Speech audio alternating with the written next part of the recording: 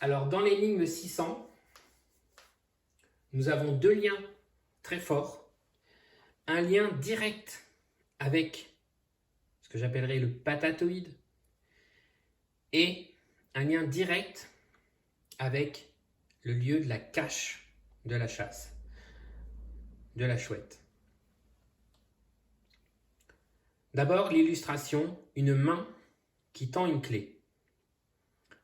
Cette main est en lien direct avec notre patatoïde.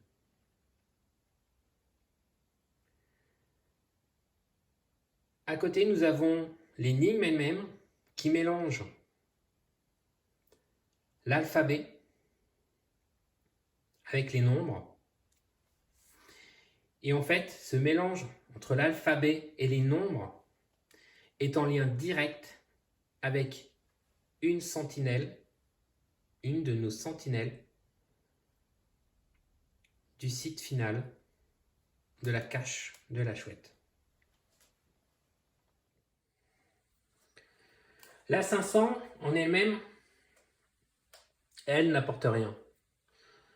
Concernant le site final, elle n'apporte absolument rien. Par contre, le visuel est très important, tout simplement parce que pour moi, il évoque tout simplement les outils nécessaires à la résolution de cette chasse. Il faut ni plus ni moins que tous ces outils pour faire les tracés, pour décoder les énigmes. Voilà ce que pour moi on peut voir dans cette 500.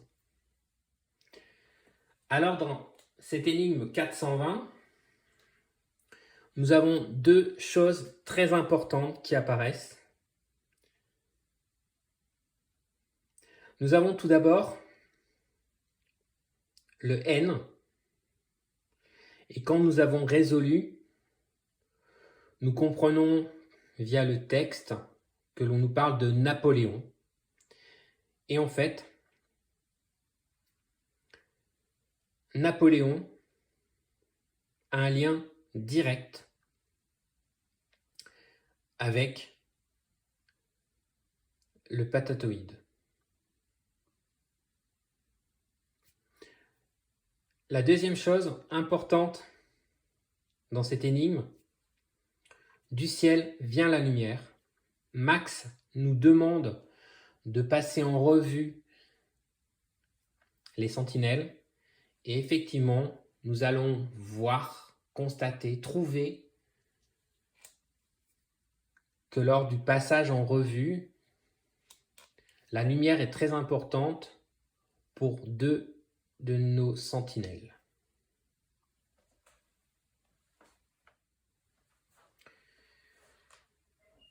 Dans la 560, nous avons à nouveau une évocation du patatoïde via Cherbourg, via le personnage, un clin d'œil au personnage célèbre de ce patatoïde. Et à nouveau, nous avons quand même aussi l'évocation de la lumière qui nous ramène à nos sentinelles.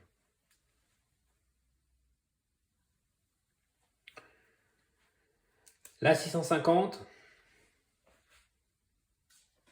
et la 520 concernent de toute façon clairement le site où la chouette est enterrée. Donc elles sont en lien direct.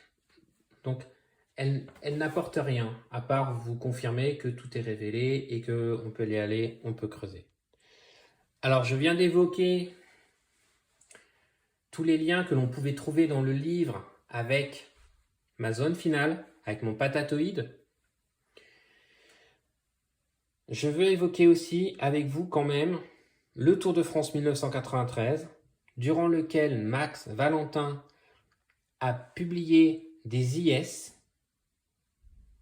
Elles ont été appelées IS Tour de France. Il a publié donc un certain nombre de petites informations et au milieu de toutes ces IS, en fait, il y a un petit texte qui, si vous le comprenez, si vous le décryptez, valide ma flèche. La flèche que j'ai découverte est validée par une IS Tour de France 93.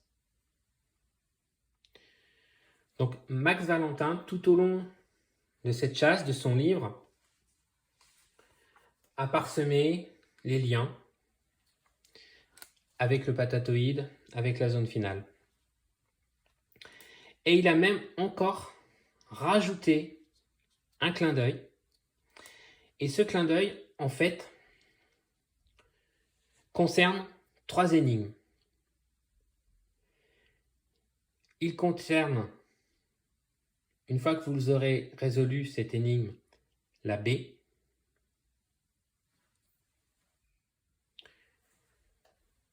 Ce clin d'œil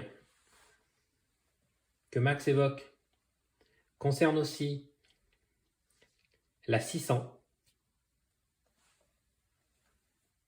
Après résolution des énigmes, vous pourrez constater une petite chose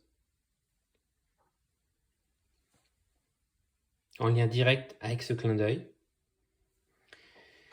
Et enfin, donc en association avec ce que vous trouverez dans la B et dans la 600, vous trouverez encore un dernier indice dans la 420.